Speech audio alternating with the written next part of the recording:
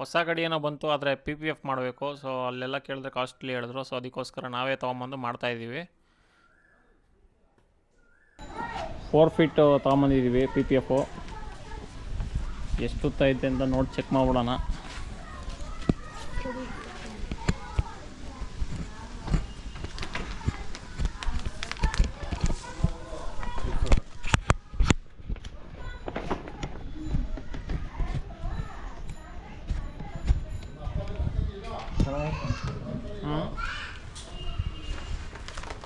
ಎಷ್ಟು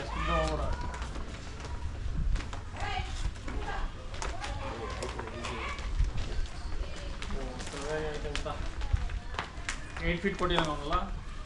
ಹಿಂಗೆ 8 ಹಿಂಗೆ 4 ಹಾಸ್ಕೊಂಡು ಮಲ್ಕೊಂಬಿಡ್ಬೋದು, ಅಷ್ಟು ಐತೆ.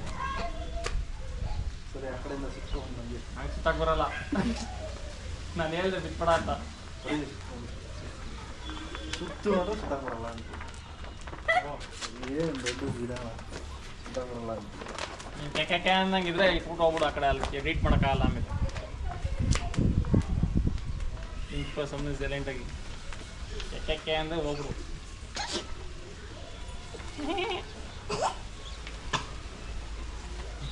ಹೇಳಿದೆ ನಾನು.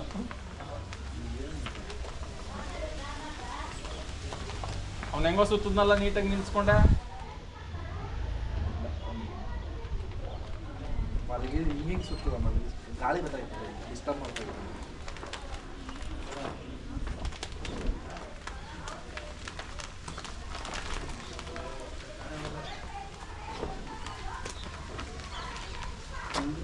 ಆ ಕಡೆಯಿಂದನೇ ಸುತ್ತು. ಕೆಳಗಡೆ ಹಾಕ್ಬಿಡ್ತೀಯ ಬರಲ್ಲ, ಸ್ಕ್ರಾಚ್ ಆಗ್ಬಿಡುತ್ತೆ.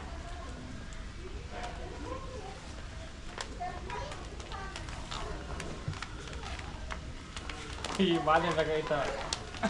ಏನಿಲ್ಲ, ಏನು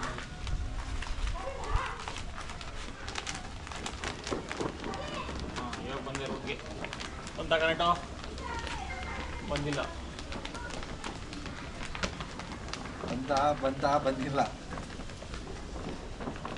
ಏನು ಕಥೆನೋ ಗೊತ್ತಿಲ್ಲ. ಹಾಕ್ಬೇಡಿ ಅಂತ ಹೇಳ್ತಾಯ್ತಾ, ಹಾಕು ಅಂತ ಇದ್ದ. ಏನು ಕರೆಂಟ್ ಹೋಯ್ತದೆ ಇನ್ನೊಂದು ಅವರ್. ಸುಮ್ಮನೆ ಬಿಸಿಲು ಚವಲಿದ್ರು. ನಾಳೆ ಇನ್ನೊಂದ್ಸತಿ ಕ್ಲೀನಾಗಿ ತೊಳ್ಬಿಟ್ಟು ಬಸ್ ಸಿಕ್ಕಿರು. ಬೇಡ ಫ್ರೀ ಆಗಿರ್ತೀನಿ. ಬೇಡ ಫ್ರೀ ನಾನು ಯಾವಾಗ ನಾಳೆ. ಏನೇ ಇದ್ರು ಬಿಸಿಲು ಹೋದ್ಮೇಲೆ ಹಾಕಿ ಸ್ಟಾರ್ಟ್ ಮಾಡ್ಬೋದು. ಬಿಸಿಲಲ್ಲೇ ಹಾಕ್ಬೇಕು, ಅದೇ ಒಳ್ಳೇದು. ಬಿಸಿಲು ಹೋದ್ಮೇಲೆ ಹಾಕಿ ಏನು ಮಾಡ್ತೀರ?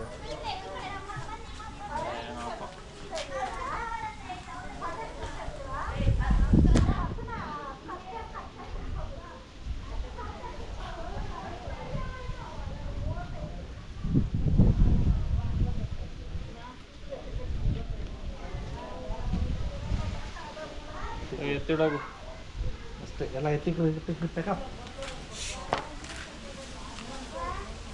ಚಿವ್ದು ಬಿಟ್ಟು ಒಳಗಡೆ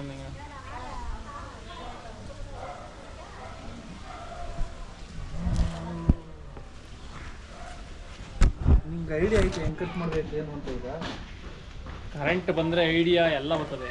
ಕರೆಂಟ್ ಬರಲಿಲ್ಲ ಅಂದ್ರೆ ಏನೂ ಬರಲ್ಲ. ಇಷ್ಟನ್ನು ಹಾಕ್ಬೇಕು ಅಂದ್ರೂ ಐಡಿಯಾ ಬೇಕು. ಇದು ಆಲೆ ಸ್ಕ್ರಾಚ್ ಆಗಿದೆ. ಹ್ಞೂ ಸ್ಕ್ರ್ಯಾಚ್ ಆಗ್ಬಿಡೈತೆ ಅದು.